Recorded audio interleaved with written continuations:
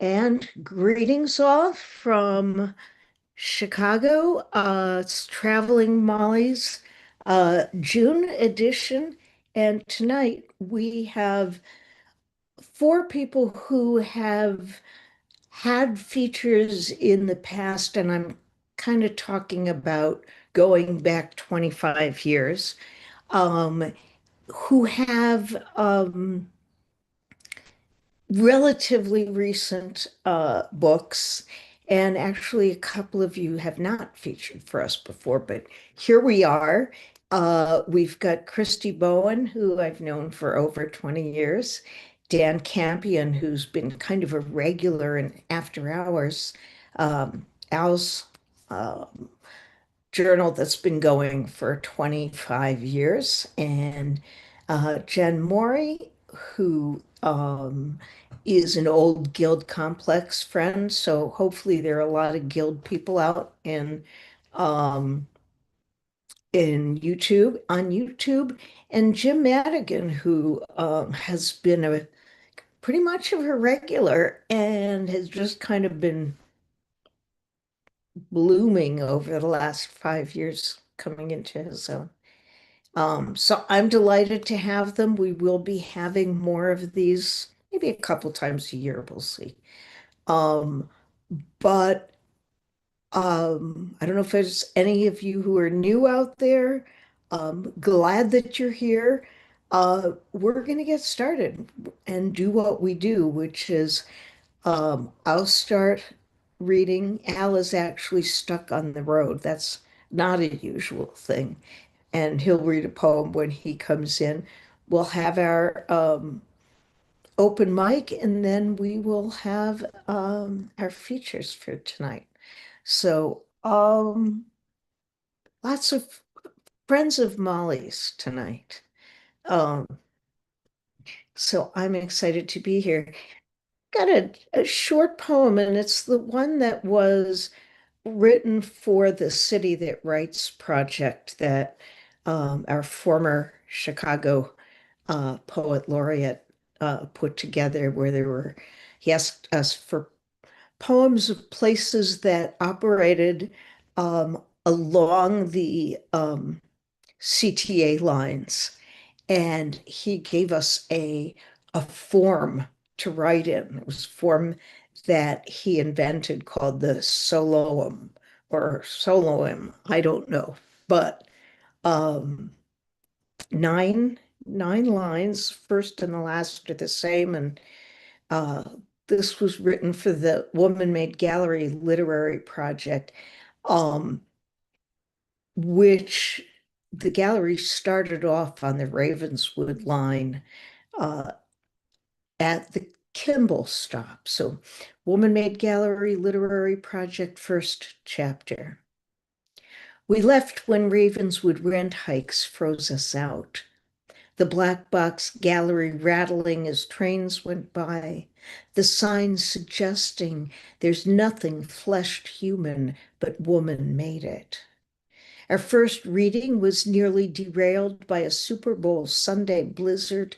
The tracks iced up, the heat cut out. Still, a straggle of poets braved it, huddled, slush pooled at our feet. But those of us who made it kept making it, shaping it, dialing up the heat from that day to years beyond the day we left. Ravenswood rent hikes freezing us out. All right, thank you. And let's get started with the open mic. How about Chris Stewart? This is just not a normal open mic that we have here. Chris just won a pushcart prize. We just have exceptional people here. So, Chris, why don't you get us started? Thank you, Nina.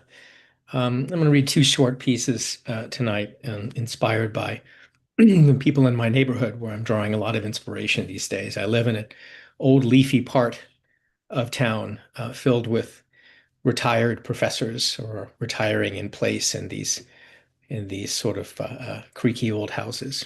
And this is a first poem and then a follow-up to it. And this was picked up by Oberon in 2024. The follow-up doesn't have a home yet. And this is called Horace. After his wife died, Mr. Carmelo began collecting broken objects for his yard. 7 chipped, concrete, powder-coated urns, a half-dozen Romanesque bird baths, wounded statuary of range animals, like the caribou with a jagged scar where his horns broke away. He works at dusk and into the evening by a floodlight that casts a spectral gleam over brick piles of overgrown viburnum. Last week, he propped a cast iron raven atop the torso of a headless Athena. For the neighbors, his Horus was a turn too dark and fuel for small gossip fires. Someone should check on him, caws Mrs. Schweibel. And I say I will, though I won't. He's earned his mourning to fill a quarry of grief with a shrine of salvaged things under the heedful eye of an abiding sky god.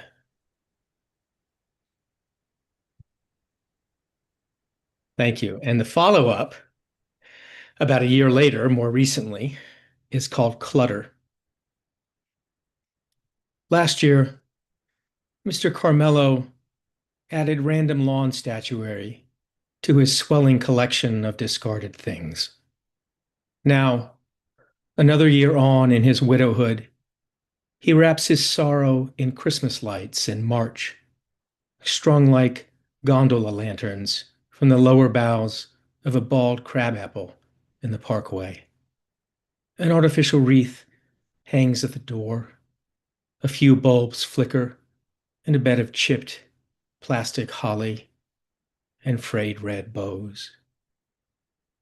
The neighbors are exhausted with gossip, so they've taken to calling senior services, feigning concern, though what they truly desire is to dismantle his shrine of a failing French colonial so it can rejoin the proper houses along Delaware Avenue with their trained turf grass, and rigid boxwoods like sentries guarding knowledge the neighborhood dare not share.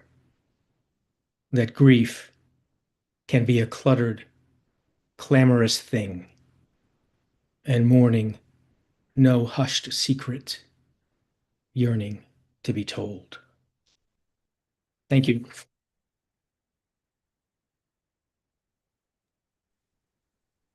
Always great to see you, an old guild friend.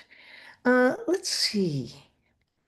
Who shall we have read next? Robbie Nestor. Robbie, nice to see you this month. Oh, it's nice to be back. Let's see. I've been having a lot of publications, so I can dig a couple out. I had these poems at Kalul. It's a nice feature where she puts them together with art that she thinks goes with the poems. At my grandmother's table. In my solitary childhood, my grandmother loomed large. Deep mystery I could never hope to plumb. She took another name, remade her history to shield us from hidden shame. She disapproves so strongly of my mother, a pretty party girl, not pious or streetwise like my grandmother, not American. I seldom spent time with her. But once, when I was 6 or so, my parents left me at her apartment in West Oak Lane, where she mostly scowled at me and wouldn't answer questions about the people in old photographs. She never said she loved me or baked me cookies when she visited, but this one time she ladled out a giant helping of matzo ball soup in a china bowl, landscape of blue and white, golden lake suspended between painted hills. I ate as much from curiosity as hunger, uncovering the pattern on the bottom of the bowl as I studied my grandmother and she studied me. From this experience, I learned to let the silence speak, to unearth what mysteries I could, or, like my grandmother, to fashion stories that might fill the gap. And here's another that's related. Now I hear the silence. Well, thematically anyway. Now I hear the silence. I have been overcome by a great silence every time I slip the hearing aids into their charging box, surrender to the dark. I'd forgotten how I used to lie in bed before sunrise, listening to the mockingbird outside my window as his song rolled on, insisting that the day begin. Then, one morning, in still darkness, I heard a kind of creaking, like the ceiling fan in want of oil. When I raised the shade, I saw that bird still singing his morning song, only now with silence woven in, all the notes I could no longer hear. Thank you.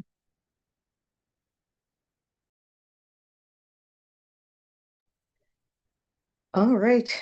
Thanks, Robbie. Let's see. Bob Chicoine.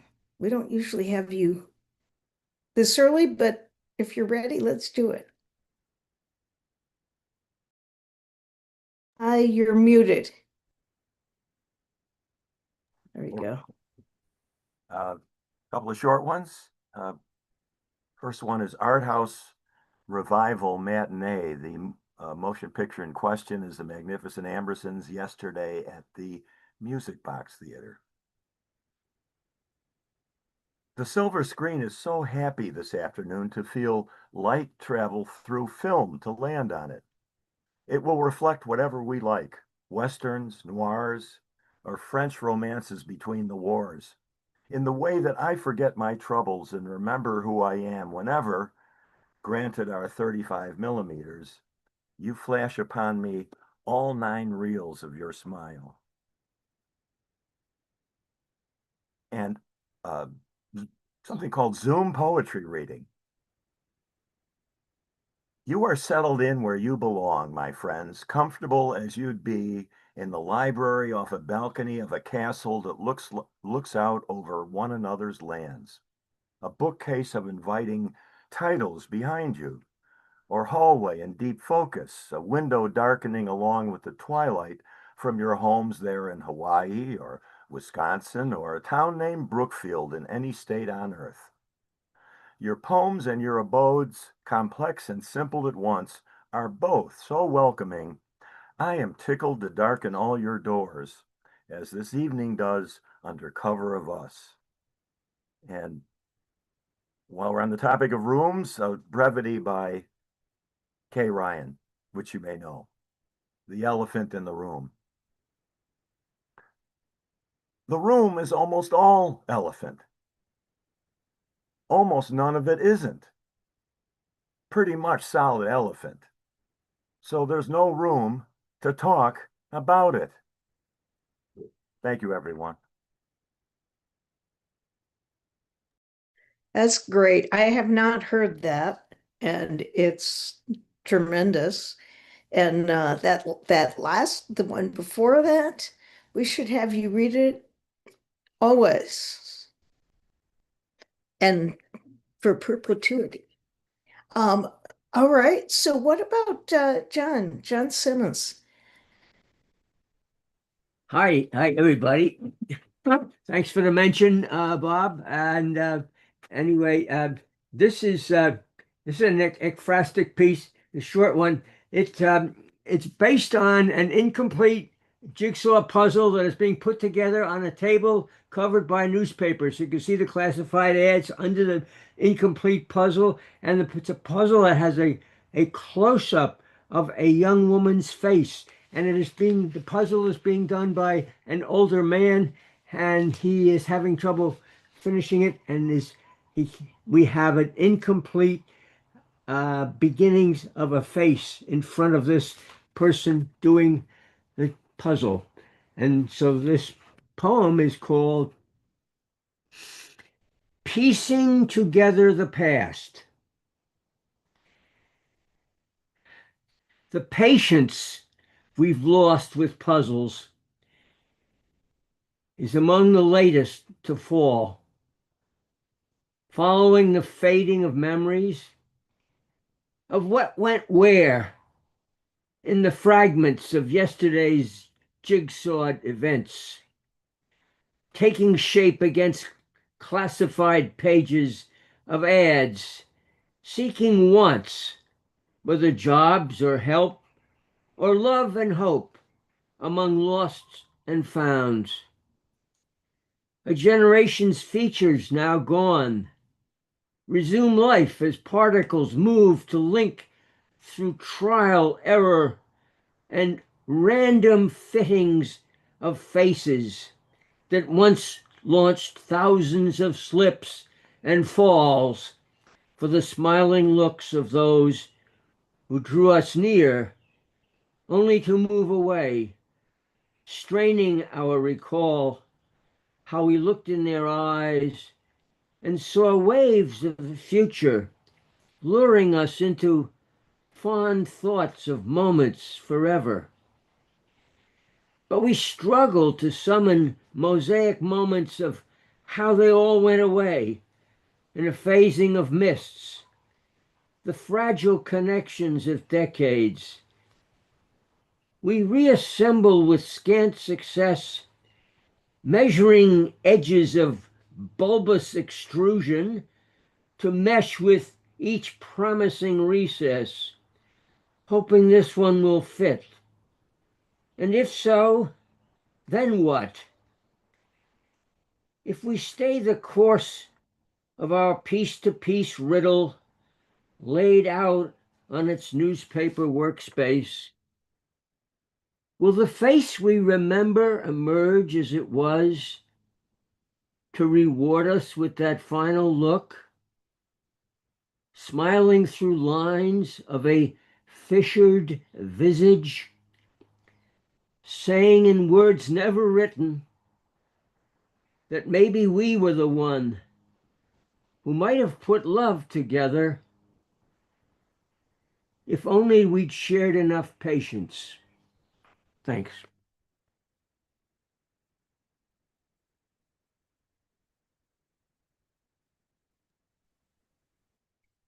Thank you, John. Thank you. Um, excuse me.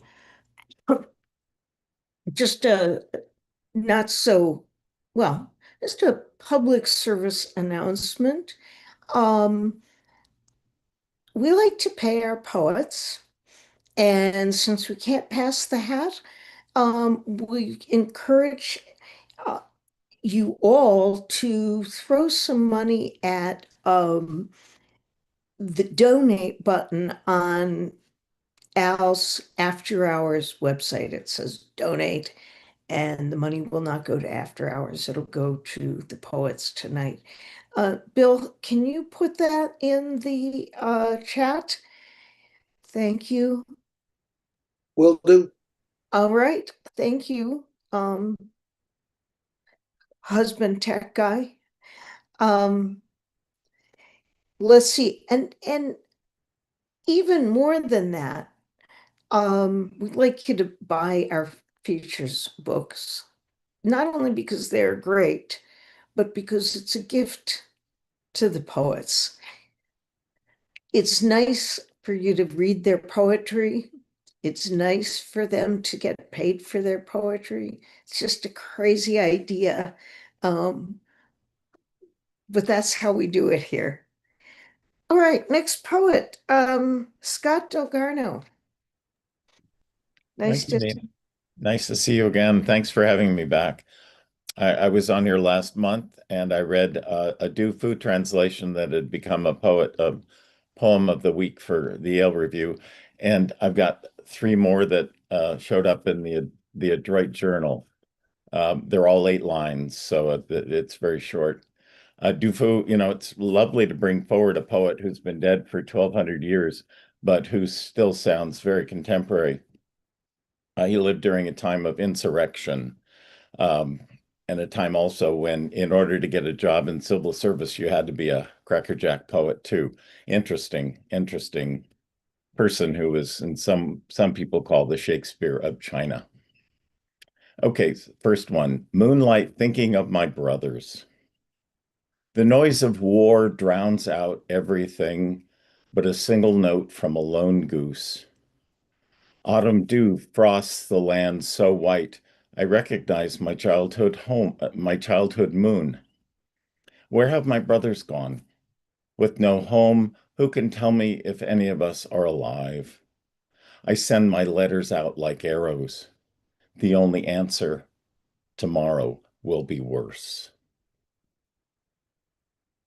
Second one's called From a Height. Sharp winds banish all clouds. Gibbons fill the emptiness with mourning while bleak birds kettle above the ivory isle. Will this cascade of leaf fall never cease? The Yangtze, inexhaustible, churns on and on. Autumn weary, I know the bottomless exhaustion of loneliness. Sickness, my only companion, I drag us both up a height. The gift of age, a white crown of regret. A dram of wine is called for, but they cut me off. And the final translation is called Facing Snow. And it has an epigraph from the beginning of the Iliad, the Thomas Hobbes translation. Sing what woe the discontent of Thetis' son brought to the Greeks. And the poem, again, 8 lines, is: fresh phantoms fill the void. Wretched, grieving, and old, I sing mournfully to myself. A chaos of snow pinwheels in the gathering dusk. Wine ladle lies idle. Green corpse beside an empty cup. With no news, how can I make sense of this time? My home fire ebbs. Why do I still see red? Thanks again for having me back. amazing. I would have never thought that I would get so engaged by a very ancient Chinese poet, but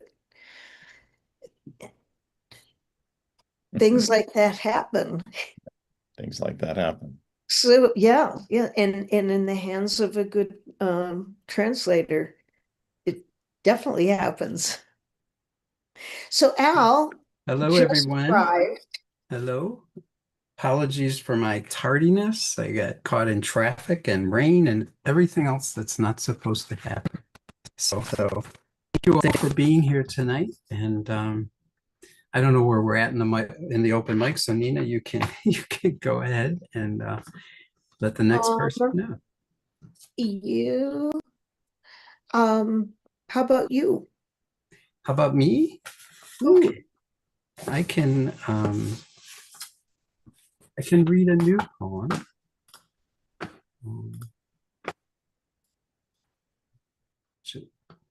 Thank you for indulging me to read, even though I was late.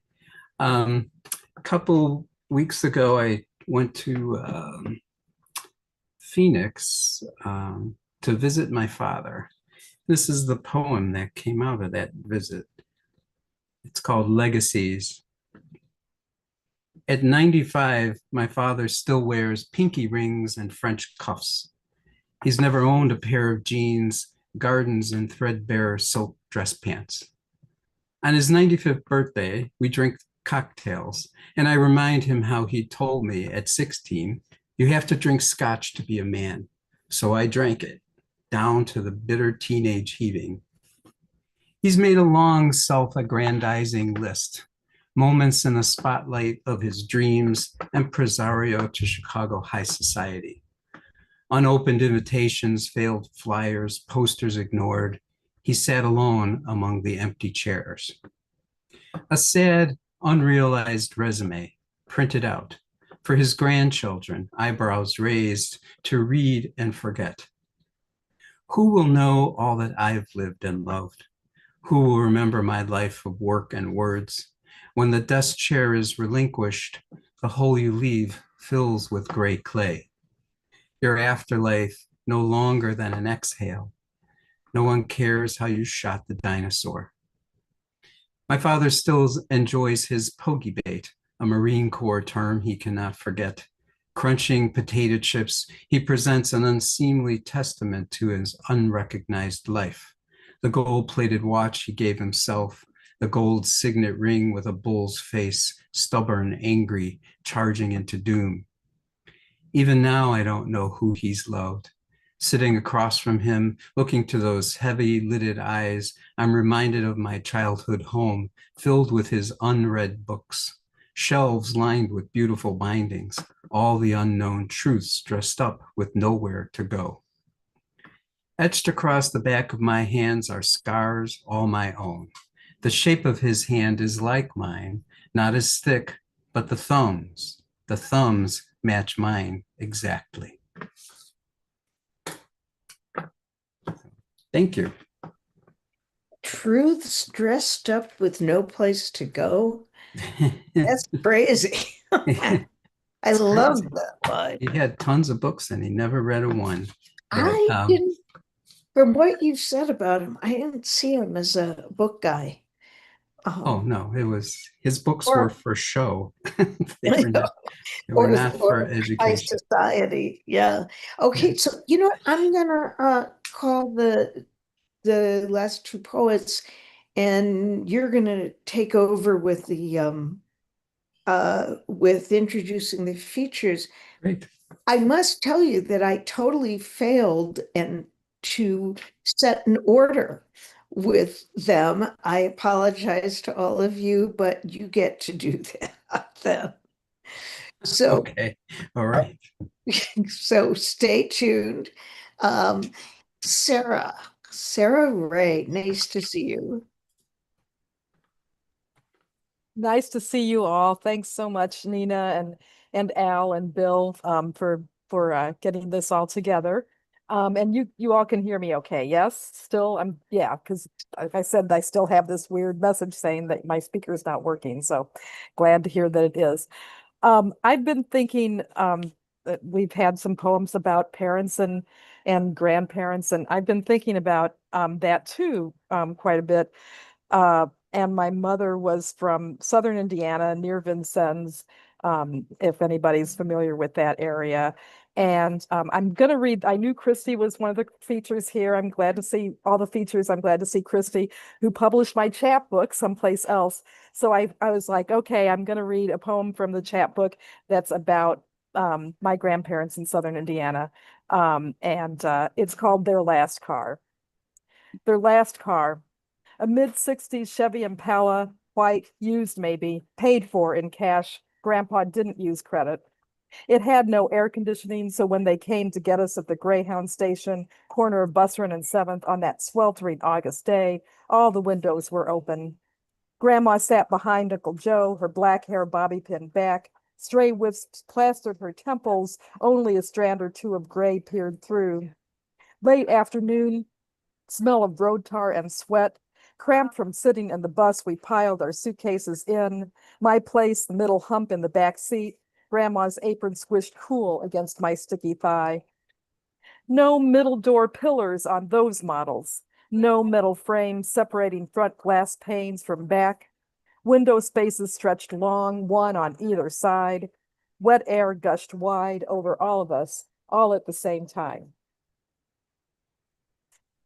That is about a Chevy hardtop. Actually, I meant to say at the beginning, it's like my ode to the Chevy hardtop in the mid '60s, where they had the, there were no pillars, as I said, separating the front glasses from the back. So when you rolled down the windows, there was this big space, that had no division. So it was kind of cool. They don't make them like that anymore. And thanks again to Kristy for it appears in someplace else by Chapbook. The Dancing Girl Press published her press published there.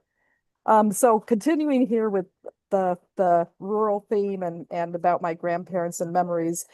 This one appeared a few years ago in Naugatuck River Review. And I was going through a shoebox and I came across some old photos. So it's called In the Shoebox of Old Photos. And making a content notification here, just a warning, it does talk about killing chickens. Okay, so if you don't want to hear about killing chickens, you can maybe stop the sound for the next minute and a half or so. But okay, In the Shoebox of Old Photos. I didn't think it would be that way that time I saw Mom kill chickens at Grandma's old hen house, the one Uncle Joe inherited when he moved in and started running the farm. I thought she'd chop off heads at one fell swoop, putting the hens quickly out of their misery. Instead, she hung them up by the feet on a low branch and sawed at their necks with a knife that didn't seem very sharp. It took a while. Blood gushed out. Wings flapped wildly. When they were still, she dropped the bodies in pots of hot water so we could easily pluck or dress them. Everything smelled like old, sweaty sneakers. Someone gutted the birds. I don't remember exactly how that was done. I do recall Grandma telling us to save any soft, unlaid eggs found inside. Those'll make good French dressing. In the yellow snapshot, Mom has a smug smile on her face as if she's holding a secret she's waiting for us all to discover. Me, my brother, a cousin or two, and Grandma. We grasp for feathers as the sun bathes us golden. Thank you.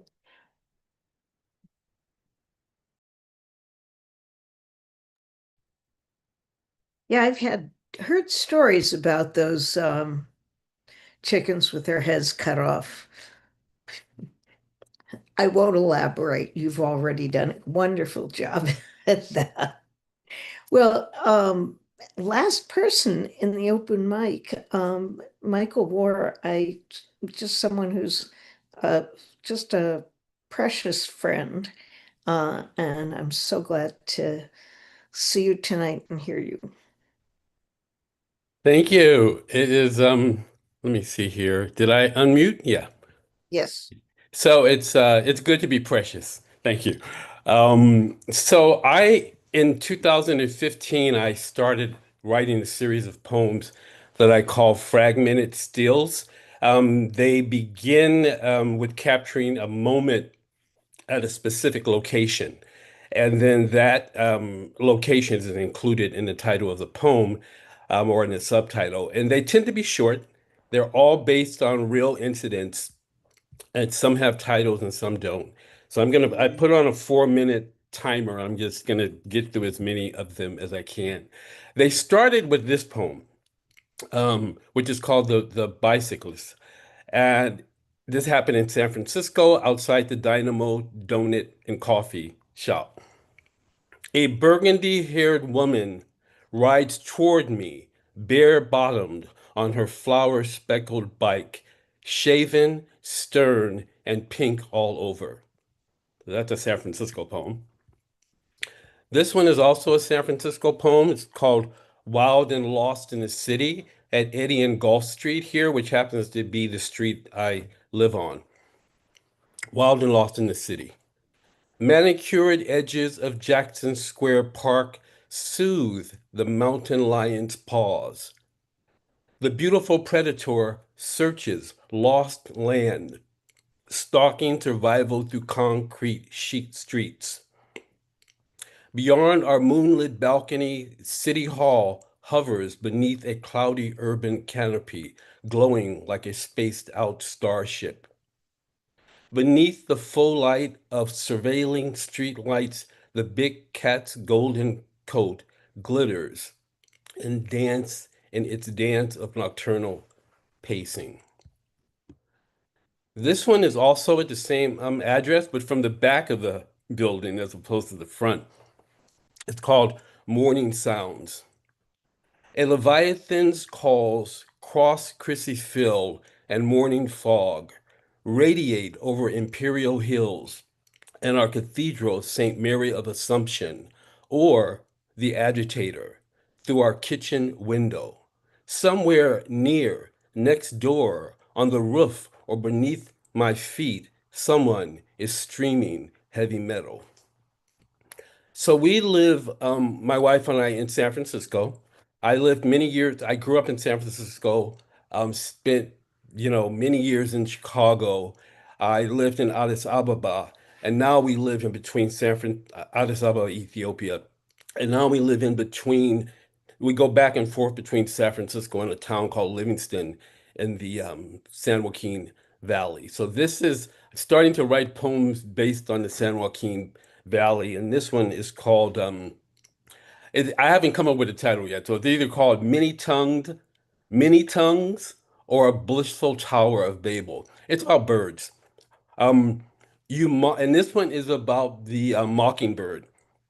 You mock, taunt, and lure us with your misleading repertoire, dancing on the tightrope above our heads, admiring galleried, tree-crowned yards. You belt out your song of multitudes, imitating with flattery and fierceness the vibrations in your surroundings. Car alarms, screeching wheels, bells and rusty hinges, sound shifting into the feathers of others, stealing, borrowing their ancient playlists without prejudice, without prejudice, I can't turn it off. Okay, I'll just finish this one. Stealing, borrowing their ancient playlists without prejudice, whether the turfed titmouse, American crow, or Anna's hummingbird. You possess the souls of dogs, cats, crickets, frogs, where it serves your purpose or spiritually compels you. You are another trickster I know, as the ancestors of this land and underworld knew you, and named the messenger, Hopi and Pueblo. Say you taught them how to speak. To the Shasta, you are guardian of the dead. You are known as the patient one for observing the language of every other bird. I wonder if your kind secretly harmonizes and what else you can teach us. Sorry for going over time. Thanks. Well, Thank and you so much. Thank you. I don't think you went over time, but gives us a picture. According to my phone, I did. Oh, oh, someone is actually check. That is so nice that you do that. Actually, as we transition into our 4 features tonight, just a heads up, we're going to have each of them reading 15 minutes, and your head is probably going to be so full of marvelous poetry by the end that you'll just want to come back next month for some more.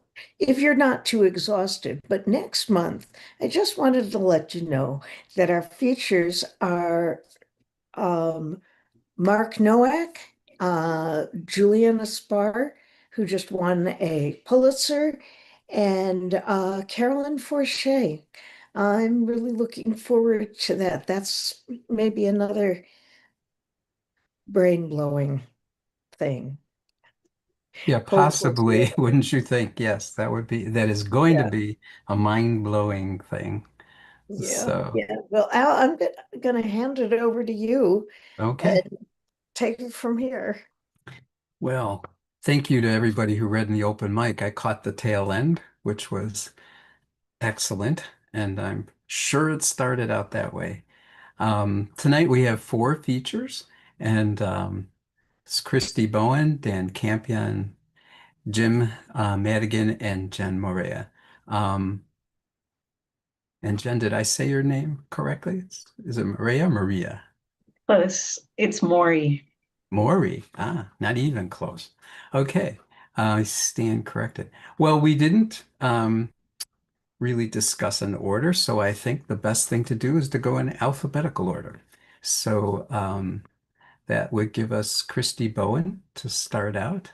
A writer and book artist, Kristy Bowen is the author of a slew of dark and deliciously spooky poems, stories, plays, and essays, as well as hybrid projects that unfold visual art, performance, short film, and more.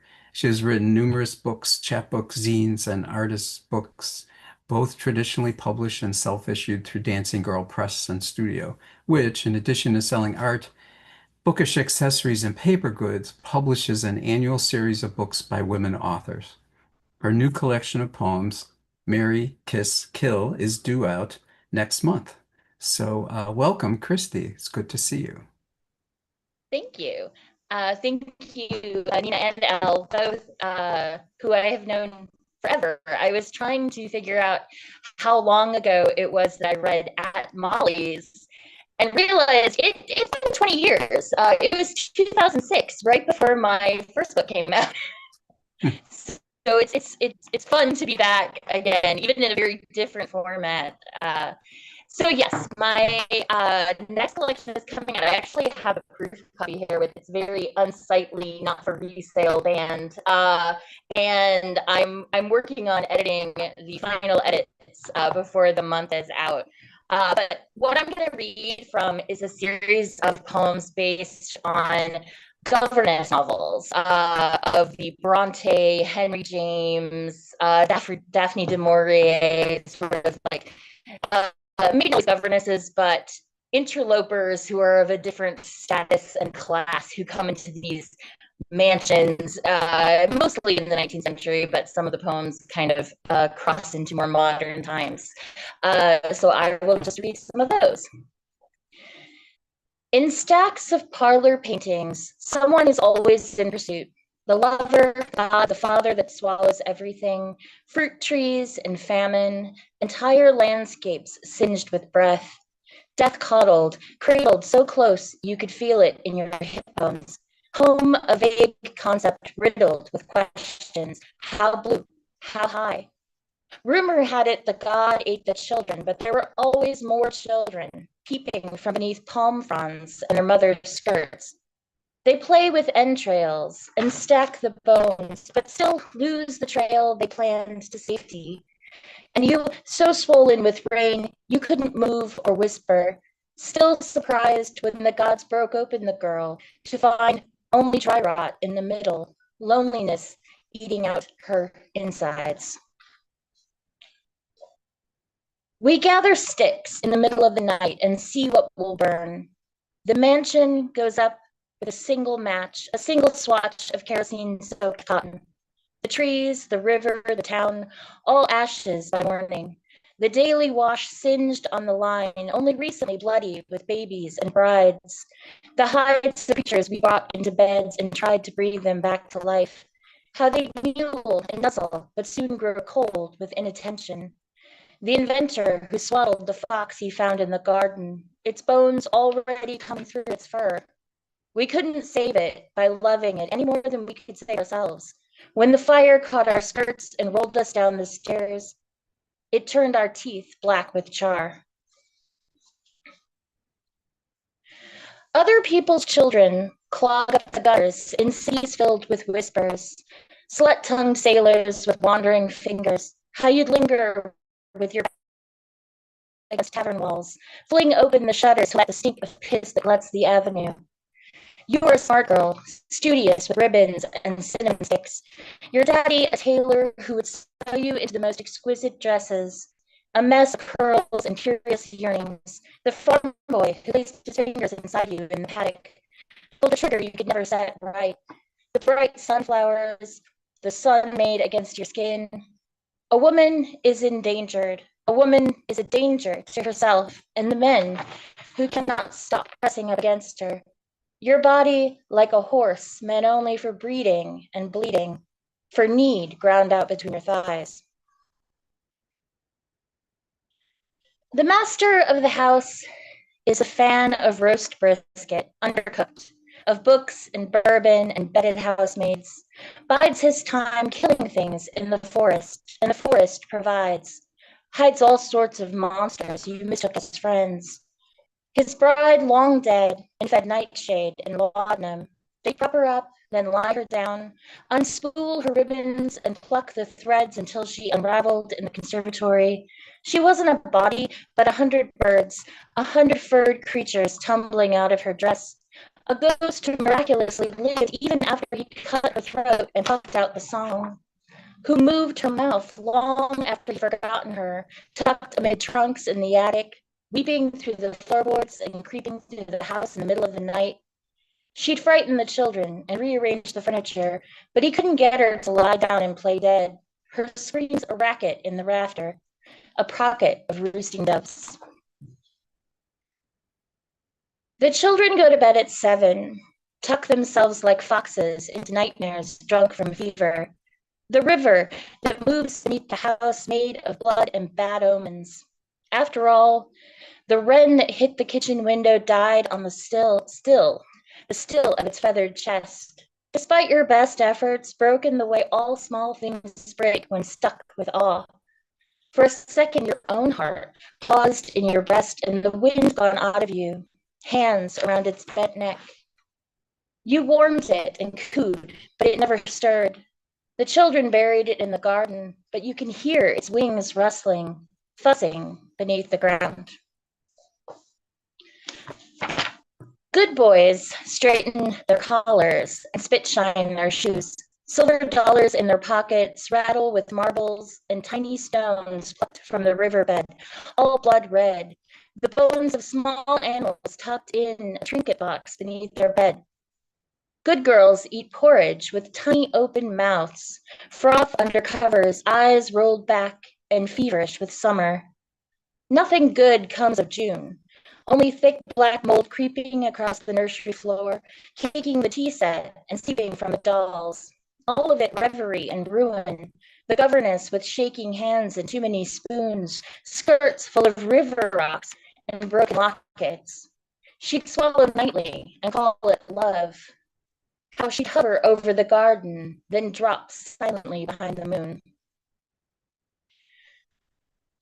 Outside, the swallows sully the garden settee, dart in and out of shadows filled with thick spiders and centipedes the size of her thumb.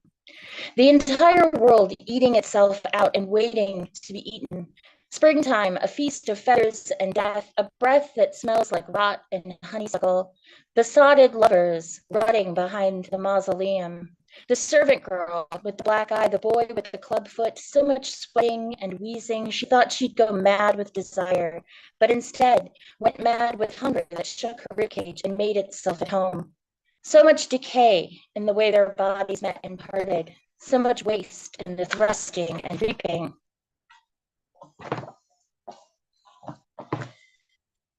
In the woods at the edge of the field, the dead line up like a game, like Red Rover and Posy Rings, fling their bodies in and out of a circle made of sticks and bones, hone their anger on stillborn kittens and mangled limbs. After all, we pretended not to notice them at first, tossing books from the shelves, dishes from the cupboard. We'd shut them in there nightly, and they'd be furious by morning, burning the toast and turning the milk. The halls were thick with their bodies, hanging rope-necked from the chandelier and floating in the bathtub. They made a pretty mess of the floor in the study with their blood, kept carving out their hearts and laying them at our feet. Down in the hollow, the bees swarm over rotten fruit, push their way inside, and swallow the sweetness. We didn't know the gardener had died in the meadow until the insects had taken up residence, pressing out the seams in the summer sunlight. At night, his wife called and called for him, but the house remained dark. She suspected he'd run off with the kitchen girl, or the witch that lived in the widow house outside town. All the floors crooked, and the women who danced in the paddock unloosening their skirts. Who could have known what happens at night in the dark of the woods, the flesh that flashes white under a ghastly moon? Here in the attic, where the spiders crawl one by one in and out of our mouths while we sleep. Bluebells line the road to the boneyard, spread themselves like maiden over rock and crook, hook themselves into treacherous places.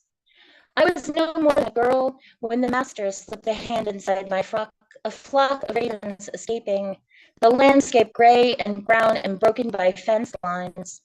I was his until I wasn't, feasting on fatted lamb and fetid water from the chapel well, fervent and fear in forest clearings. So much death inside me, my eyes turned blue-black. I'd birthed the strangest things beneath the coverlet, three-legged rabbits and blind foxes, broken swallows, and the occasional snake. He'd bury them in the garden and begin again, his black fingers staining my thighs. The children go fat on roast mutton, thrust their greasy fingers through keyholes and mail slots. Suddenly there were more of them, sliding down the banisters and placing their hands over my eyes. I drowned 3 of them in the bathtub, another in the lake, but still there are more, dropping water on the floors in the parlor and crawling into my bed. Fed on neglect, they thrive, ravaging the beehives and scavenging the pantry. A small cold palm splithers into my own as you set them on fire in the chapel, but they are too small and damp to burn, too heaty with spite. How they frighten the maids with their weeping, keep finding their way home. The woman in the attic sings the house into an inferno, singes the linen with her anger, keeps pulling the sheets from the bed in the night while you sleep. She writes messages on the mirror of the dresser, confesses her sins at the dinner table, levitating the china brought back from France till it's a pile of rubble. The trouble was, you looked like her in a certain light, but tamer, curvaceous, but plainer. In the dark, it's all the same to him. Their honeymoon many moons ago, and all the rooms inside her on fire. And now you smoking beneath your ribs like an oven.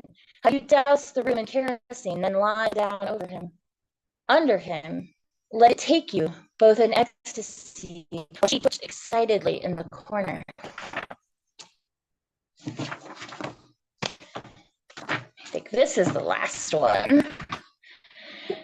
The wind blows through every nook and crack of the house, aches in the back of servants whose feet hit the boards before dawn.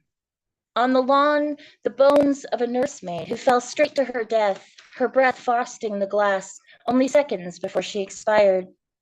Grown tired of afternoon gloom in the conservatory, where the children picked apart her body like a roast duck, a chunk of arm, a hunk of hair, one who sucked up the marrow with a smile before moving on to her eyes.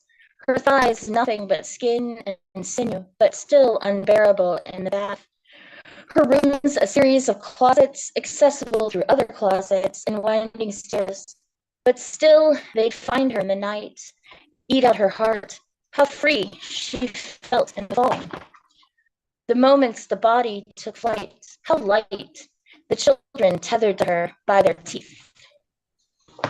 Thank you. Wow. Thank you so much, Kristy Bowen. Some of that kind of spooky. That's fun. I'd like to welcome all our viewers out in YouTube land. Thank you for being here tonight. And then ask our features if you would put into the Zoom chat the best place to find your books. And then I'll put those links into the YouTube live stream so we can share with everybody. That'd be great. I would imagine, Kristy, yours is Dancing Girl Press, but that's a guess. So yeah. Our next feature is someone I've gotten to know primarily through emails over the years, a regular contributor to After Hours magazine. Dan Campion is a Chicago native who has lived in Iowa City since 1978. He's the author of the poetry books Calypso, A Playbill for Sunset, and the newest is Star Anchors, correct? That is right. The latest one? And The Mirror Test. Peter DeVries and Surrealism from Bucknell University Press, and he's the co-editor of Walt Whitman, The Measure of His Song from Holy Cow Press. Dan's poetry has appeared in Able Muse and in New American Writing, Poetry, Rolling Stone, After Hours, and many other magazines. So welcome, Dan. Let's hear what you got. Well, thank you very much, Al. And it's been a good friendship, albeit by email.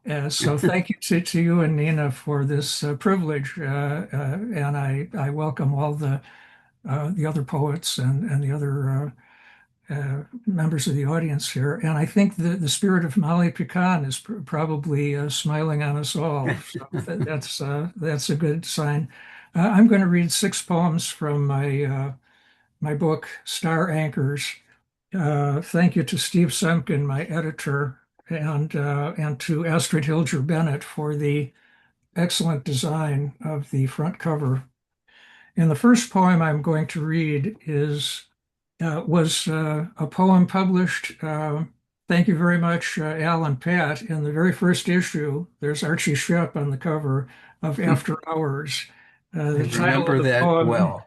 The title of the poem is Lake Street, 1963, when I was just starting to ride the commuter trains as a young teenager in Chicago. Lake Street, 1963.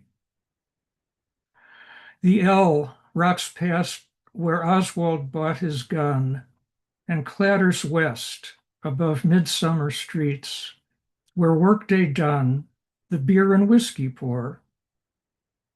Old women sitting out on kitchen chairs console themselves with cardboard fans from church. You can't sit still, the fraying wicker seats unsprung, the open windows breathing heat, the ribbed floor jouncing. Slide guitar riffs sail from neon storefront bars at every stop. You're lurching towards some blue Pacific shore by B train. Grimy running lights come on. The blue conductor bawls his stations out. Our motorman starts blowing harp. His tracks bend steel blue strings down long arched necks of rails. And another Chicago poem, the Barack Obama Presidential Center will be opening later this month, officially on Juneteenth. And this poem I thought I should read because it refers to Jackson Park, the locale of the Presidential Center. It's titled Political Economy. With a sense of throwing in with buccaneers, my mother enrolled in the Henry George School in Chicago in the 30s. You didn't hear as much about his single tax as about Busby Berkeley's gold diggers of 1933. But since Mom preferred Henry to Dick Powell, redistribution of the land wasn't lost on me. She called the other day to say she dreamed Eugene Debs was in jail, and only she knew how to spring him. She got the secret from some man floating around a swimming pool. Jay Gatsby, we figured. She woke up before she could turn the key. It disturbs me now that Debs is still locked up in her dream, like Clarence Darrow in Limbo over Jackson Park Lagoon, like Laredo Taft in his own stone sculpture on the Midway, like the anarchists in cages down in the armory. I'm going to call Mom up right now and say, take a nap for Eugene and call me back collect when Debs walks free.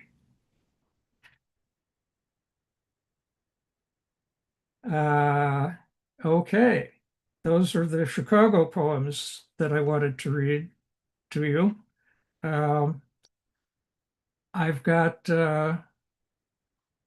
I think, to explain the architectural motif of star anchors. And to that end, I will read briefly from the preface to the book, Why Star Anchors?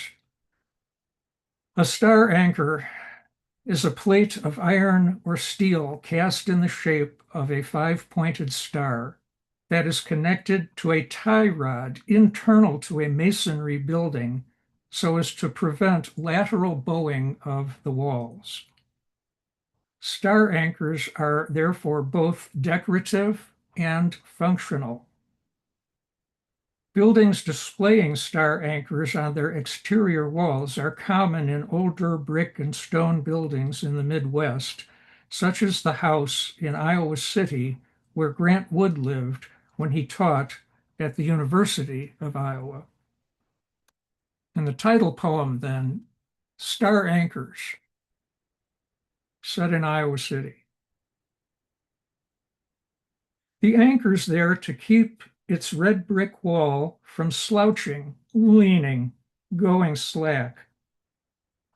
The bolt inside we cannot see, turned tight, took awl and auger, wrench and driving hand and jolt of mallet for foundation. The iron star, set firm but with less effort, must face out, come broil or freeze, while wearing scurf and scar. Which works the harder we may hold in doubt. The wall is not swayed one way or the other. Every brick lies plumb line straight and level. That's what a star anchor's for, and the inner rod fixed to the anchor plate. With smiles unguarded as to what they meant, we thought at first the stars, mere ornament.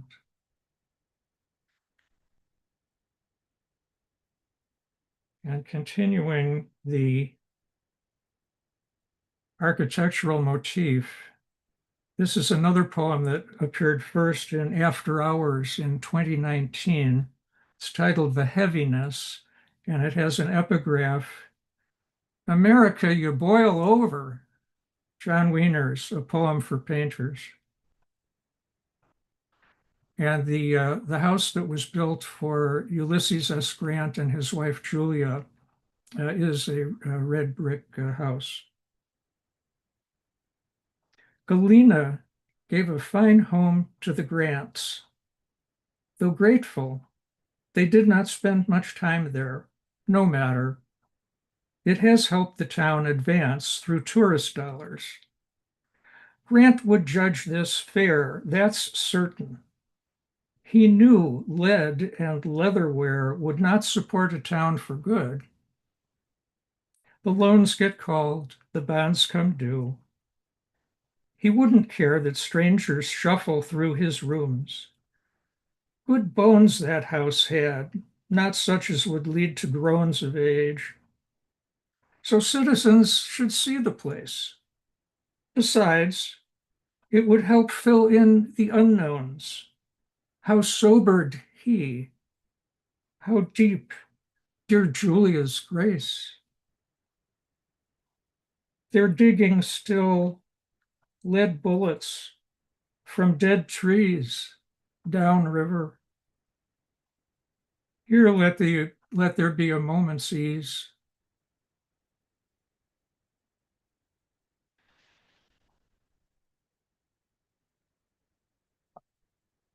Moving to Iowa, where I now have been living since 1978, I'd like to read you a poem called Time Slot. It's an ekphrastic poem based on a canvas titled The Home of the Heron by George Innes, one of my mother's favorite painters. Unmoored from shallows, placid as the stream, the great blue heron spreads his wings and rises toward the tree line's dusty green. His silent lean and lift define the scene as subtly as a rest note of the strings and make as little fuss about a theme. His middle distance flickering blends into background foliage, shadow, patchy light, with no apparent sign of where he's been or next may go. The viewer takes that flight of monitory absence given shape. Nothing in the gallery compares with being party to the frank escape of one wild creature come on unawares. And we do have great blue herons here in Iowa, and I have seen them with interest. I would like to read a poem, the last poem in the book. It's titled The Harvest Preserve, which is the name of a wildlife and nature sanctuary that was established by a gentleman named Doug Paul, who deeded the preserve for public use. I wish I had known Mr. Paul. I know him by his writing and by his gift to the fellow citizens of this town. The Harvest Preserve for Doug Paul. The many worlds inside this universe may come to focus anywhere, but most of us need help to find a setting where the worlds converge, what Whitman called the hub on which the cart spokes of all being turn. It may lie in a glade, a stone, a leaf of grass, or in dense woods, where nurse logs feed new growth and bloodroot blooms and goes to seed. By hill or vale, by marsh or pond, a grief may meet all other griefs, and thereby learn as well all joys. From fox to lowest grub, and hawk to dove, may find their answers there, a place preserved that is at once both host and harvest, pledged to gather and disperse.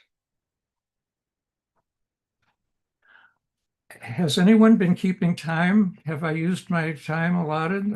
I have failed to do that.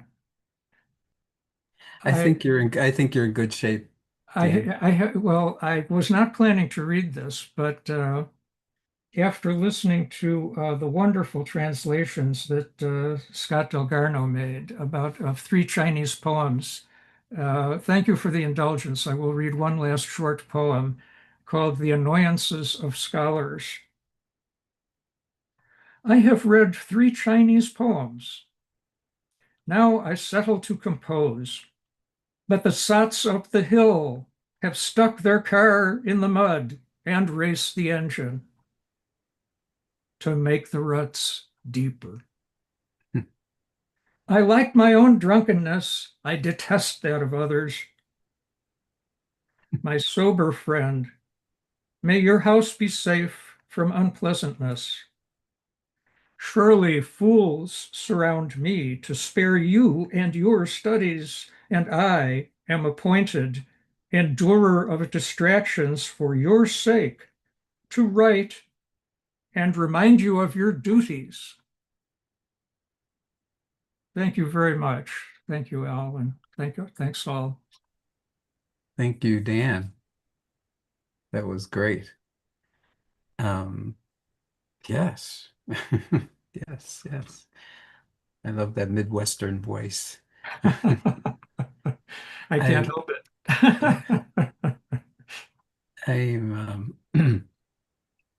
And let's move to our next feature, James Madigan. Jim is also a Midwesterner, but very Chicago voice, I think. Jim was born in Chicago, the eldest of 12 children. He's a longtime political activist in peace and social justice movements. He was the recipient of the Michael Anania Award for Poetry in May 2022, awarded by the University of Illinois at Chicago. His first book of poetry, Political Prisoners, USA and Other Poems from Broadstone Press, was released in 2025. He lives with his partner in Oak Park, Illinois. Jim, what do you got tonight? Thanks, Al. So as the second to the last reader tonight, I have the good fortune of having been able to hear all the wonderful poetry that has been shared, and I'm quite grateful. Before dawn, I rend my clothes. Turn on the light. Look at the pig shit. We are choking on it. Every night, I read my country's history of land acquisition, and before dawn, I dig up my yard. Look at the snake entwined with the intestines, food for the eagle. Every night, I read my country's history of abuse of Black people, and before dawn, I rend my clothes. Every night, I read my country's history of profit wrung from working people, and before dawn, I burn my shoes. Every night, I read my country's history of weapon development, and before dawn, I wreck my car. Every night, I read my country's history of care for rivers and lakes, and before dawn, I rip out the plumbing. Every night, I read my country's history of bringing democracy to the world, and before dawn, I pull out my fingernails. Every night, I read my country's history. I am choking on it. This next one is called Five Horsemen. And in a certain sense, because it's about brothers, I'm thinking about the first poem that Scott read tonight. Five horsemen, brothers, wind their way down switchbacks to the floor of Bryce Canyon. Wind wails through rock windows around pink and red hoodoos. Sun, wind, rock, sky, scrub, disorient the riders. Red dust coats their boots. Red sun beats on their backs, their hats. Blood slowly bubbles from the neck of Brother Joe. Fourth of five, struggling to keep pace, singing, I'm going there to see my father. I'm going there to meet my mother. Ahead in the shadows of spires near Sunset Point stands a man in dark glasses, patch over his left eye, pointing to the east. These riders approach. The man disappears. Five horsemen, brothers, persist on the journey. Ride through a dry arroyo. Horses kick up red earth. The horsemen know who they are. They know where they are from. They are on their way home.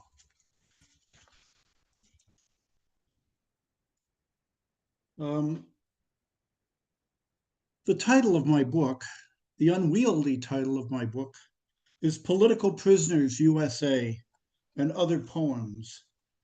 And that title poem is a hybrid poem with 5 parts to it. And I'm going to read part 3, Geronimo Geronimo. The girl at the farmer's market wore a t-shirt emblazoned with a photo. Geronimo on one knee, grasping a Winchester. Beneath the photo, an inscription, Homeland Security since 1492. Geronimo of the Bidancohe band of Chiricahua Apaches, 36 years, fighting Mexico and the U.S. for invading his land, killing his people, including his mother, his wife, and 3 children. Never a chief, always a leader. Held prisoner of war for 23 years, still inspiring. The girl at the market. Sergeant Elmer Pratt came back from Vietnam. Silver and bronze medals, 2 Purple Hearts, and a passion to fight oppression. Changed his name to Geronimo. Joined the Black Panthers, handing out free breakfast in the morning, training Panthers to use weapons in the evening. LAPD and FBI conspired to neutralize Geronimo, framed him for murder, held him a political prisoner for 27 years, 8 in the isolation cage. Finally released, he devoted his time to free other political prisoners, like Mumia. Geronimo, Geronimo. This next poem I'm going to read, I'm working on a project that has me in poetic conversation with author Noel Ignatieff, who wrote the book, How the Irish Became White. The way I envision that is there's a quote from Noel, and then there's my poem. And so I'm going to read the quote from Noel coming from page 68 and 69. Recently, a literary historian asked about Mark Twain's character, Huck Finn. In the article, was Huck black? But even if Huck's Irishness is pure fancy, it suggests a profound truth about America, that the national character, embodied in the country's most beloved literary figure, is part Irish as well as part Negro. And here's the poem, Genealogy.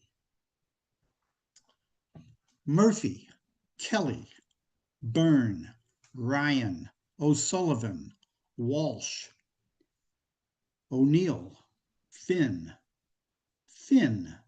descendant of Fionn McCool, Finn, who caught and ate the enchanted salmon of knowledge, from which all Irish poets draw inspiration.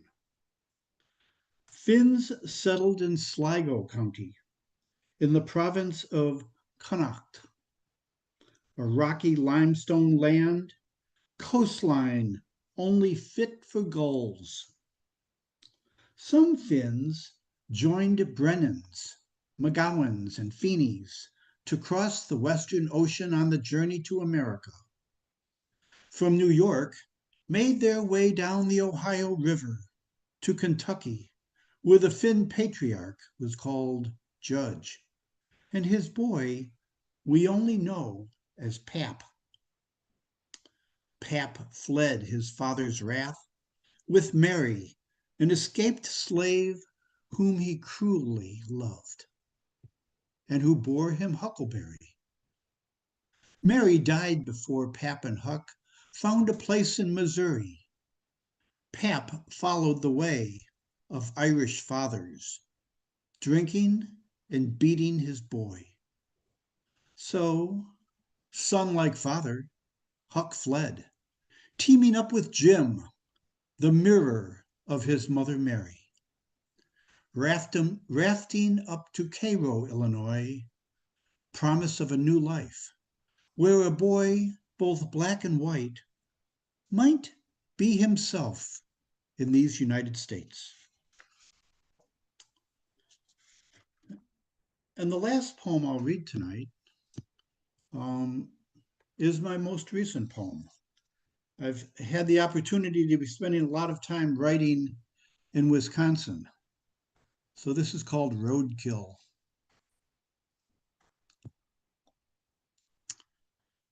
Randy drives through Wisconsin with his kids in the back seat. They start counting bodies of dead animals along the road. 12 deer, 2 raccoons, 1 possum, 1 squirrel, 1 skunk. All this roadkill makes them sad. But seeing a dead kitten on County Road H brings the youngest to tears. And the tears trigger Randy. Flashback to Iraq. Route 80 to Basra. 6-lane highway of death. Randy drives past hundreds of charred bodies of Iraqi soldiers along the road. Thousands of vehicles litter that highway. Retreating soldiers bombed from the air with Mk-20 Rockeye cluster bombs. Randy drives on with windows up to keep his children safe from the stench of burning tires and flesh.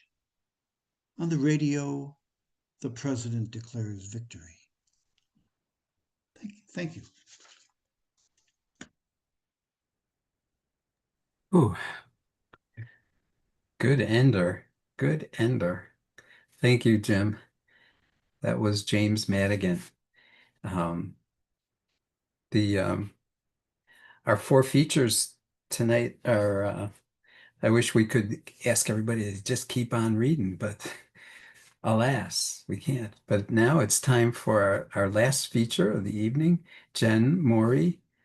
Jenn's new book, The Hyacinth Letter, was awarded the 2024 Sappho's Prize in Poetry from Headmistress Press. She is the lyricist of the Candy Claus album, Sarah's and Calypso in the Deep Time. Morea is a Changing Worlds Survive and Thrive Artswork Fund recipient.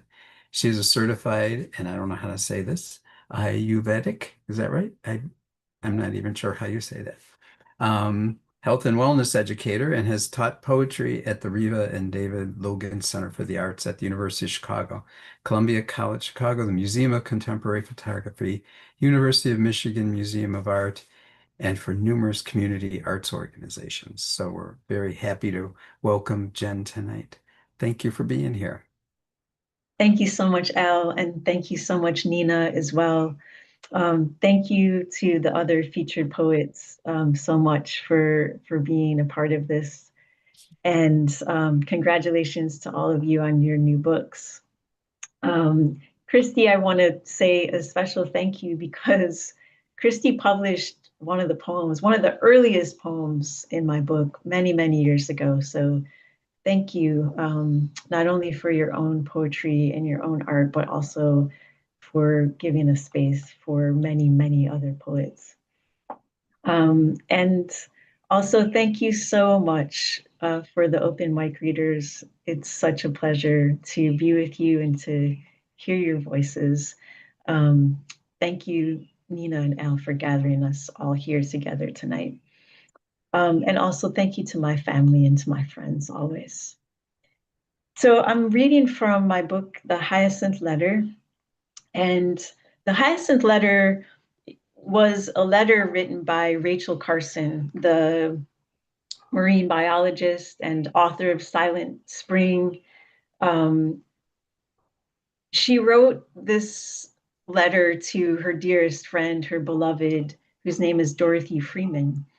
And the way that they met is Rachel had a dream for a long time that she would be able to purchase land and build a cottage on Southport Island, Maine. And with the publication of her book, The Sea Around Us, which was really the first biography of the ocean, it made it financially possible for her to do that. And Dorothy Freeman and her husband, Stanley Freeman, were longtime residents on Southport Island, and they were great admirers of Rachel's work. And when they found out that she was going to be their neighbor, Dorothy wrote a letter of welcome. And when they first met in person, they realized almost immediately that they were kindred spirits. During the year, Rachel lived in Maryland and Dorothy lived in Massachusetts. So most of the time they actually got to spend in person was during the summers in Maine. But during the years, during the off seasons, they kept in touch through letters, and they wrote thousands and thousands and thousands of them, sometimes multiple letters a day. Oftentimes, it was part of Rachel Carson's practice before she would sit down and begin her work of the day. She would write a letter to Dorothy. So she was a really significant person in Rachel Carson's life and work. And the Hyacinth letter is a letter that Rachel wrote to Dorothy to attempt to explain the significance of Dorothy in her life. It was a letter that they commemorated every year. They celebrated the anniversary of this letter. When Rachel first sent this letter to Dorothy, she also included a hyacinth. So that's why it's called the Hyacinth and the Hyacinth letter.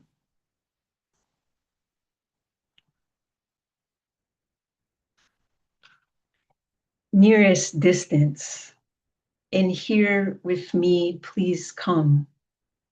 Long the room has walked in circles around me, and I have walked there too, wanting by your voice to be held. I learned listen from absence of body, the way once body was the only voice. Tell again how everything reaches and reaches until everything reaches its something.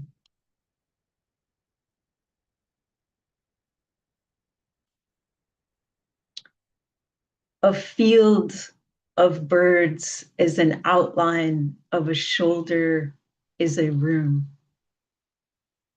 Near completion, images contemplate, beautiful reaches, meaning and increase.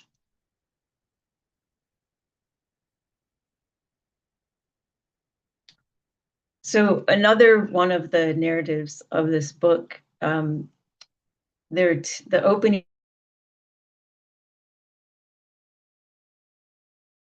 called In the Space Along the Margin of a Field.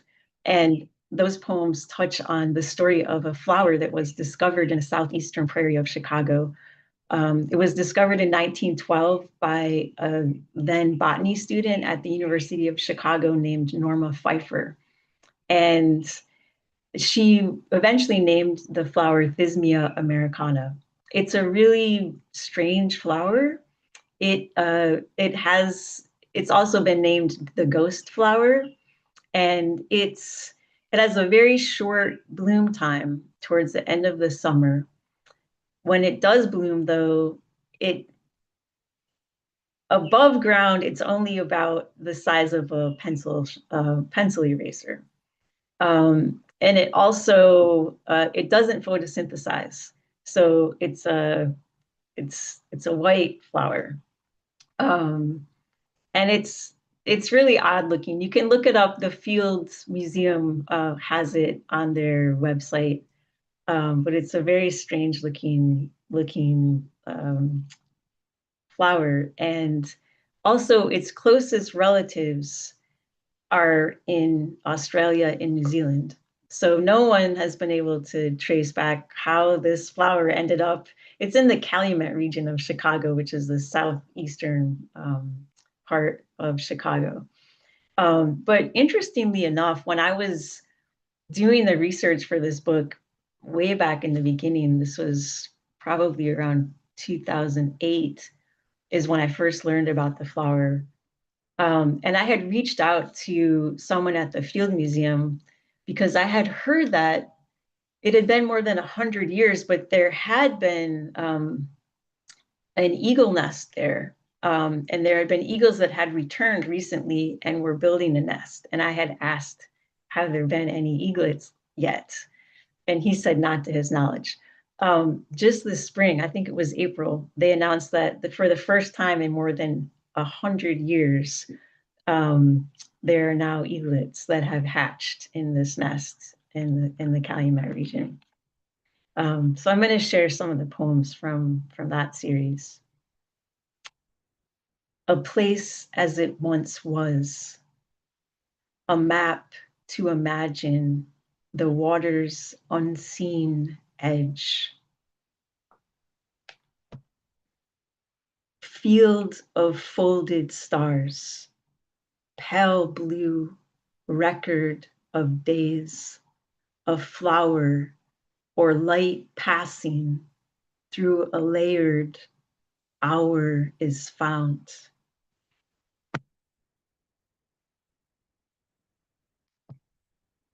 Antique strainer, small wood guitar, tied to the arbor, mourning the color. The lake now is transparent moon and flower, the stars unfolding arm.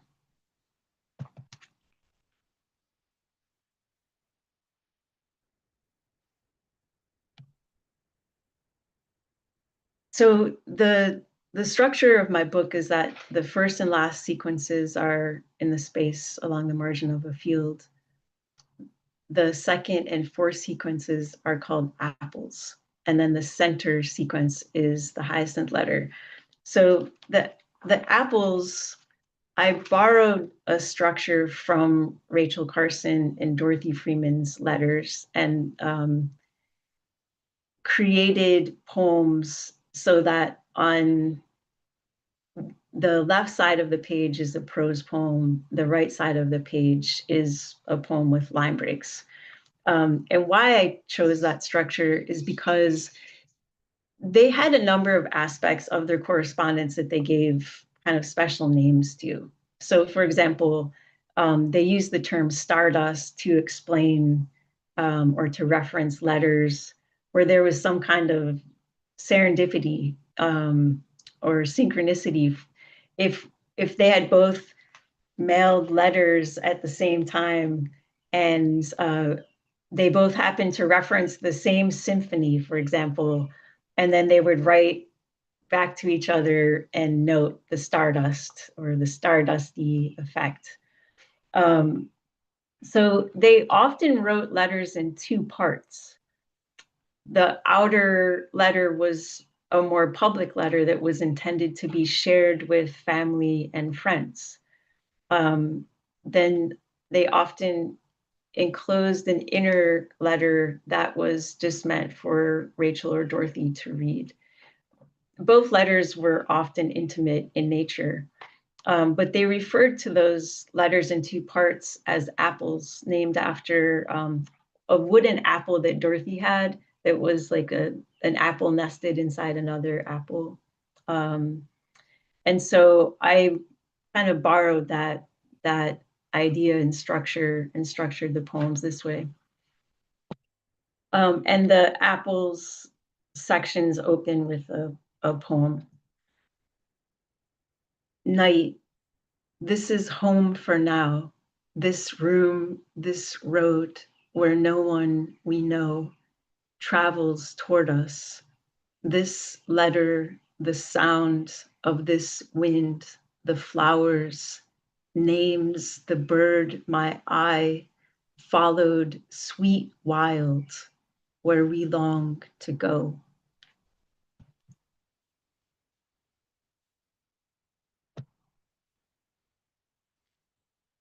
I am trying to tell you. On the way to the place I tried to tell you, and on the way from the place I tried to tell you, I tried to tell you when we first got there, and I tried to tell you when it was almost time to leave. I tried to tell you in the dark, the light. Once I came close to telling you, but someone interrupted. When you are not around, I practice saying it. I repeat it out loud and think of where we might be and what your face might look like hearing it. All day at work, I say it in my head. At night, I fall asleep saying it. And when I wake up, I think today I will say it to you. When I first see you, I think I am going to say it. Then I say it to passing clouds, to the tree that grows sideways through another tree. Into a mouth of night I slip another letter. This one says, take me to your hidden places, trust.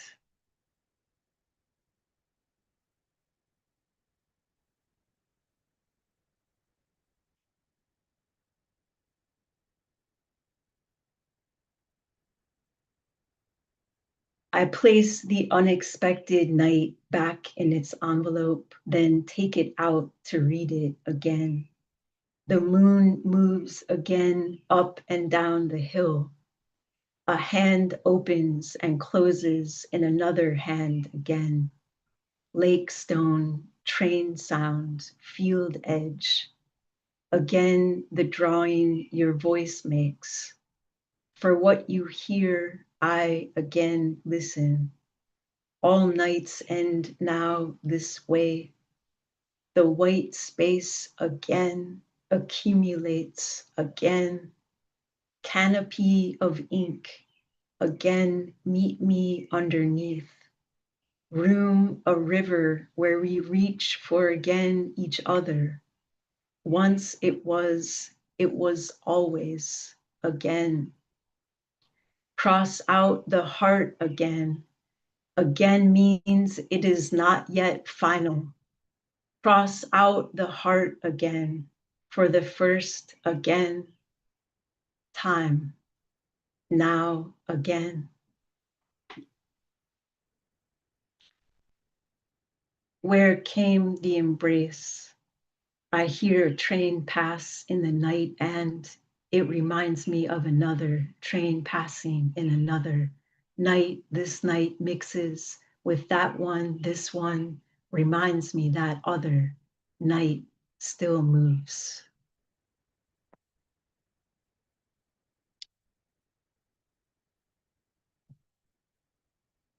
So I'm just going to read the first and last poems of the Hyacinth Letter.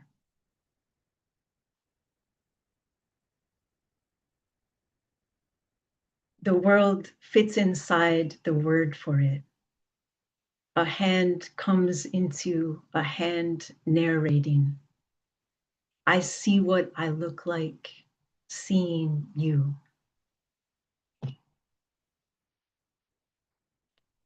I most want to tell the story to you. You see a world within the world I gathered for you.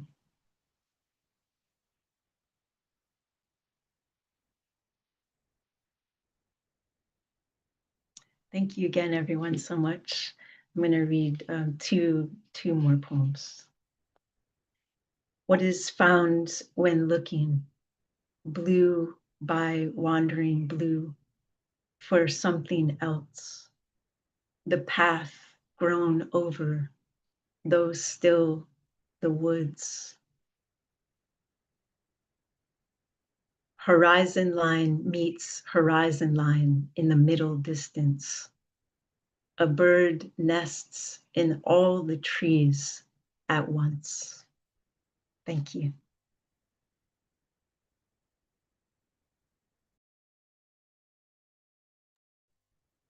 Well, thank you, everyone. Jen, those were some beautiful poems. Really appreciate the reading. And I'm looking for Nina. Are you there? There you are, Nina. I'm there. I mean, I'm here. This was just a lovely evening. Um, thank you to everybody, to Al, to Bill, and Dan, your hand up. Did that mean that you had something you wanted to say, or? Oh, No, no. I was just waving. Okay. Well, we Just hope, animal spirits, not right, right. And so thank you all, features, open micers, and I'm looking forward to seeing you all back next month when we have Carolyn Forche, Mark Nowak, and Juliana I just Spar. Or There we go. you know what? I was gonna say Juliana Stratton. I couldn't think where that was from. And she's a candidate for governor, just so you know, in Illinois. But our reading next month is going to be wonderful. Thank you all for being with us. Yes, thank you all. This was a wonderful reading, and it will be the video of the reading is going to be at the Traveling Molly's YouTube channel. So feel free to check it out. And until next month, until we meet again, thank you all. Take care. Aloha, everybody. Thanks, everybody. night. It was great. Thank you. Good night. Thank you.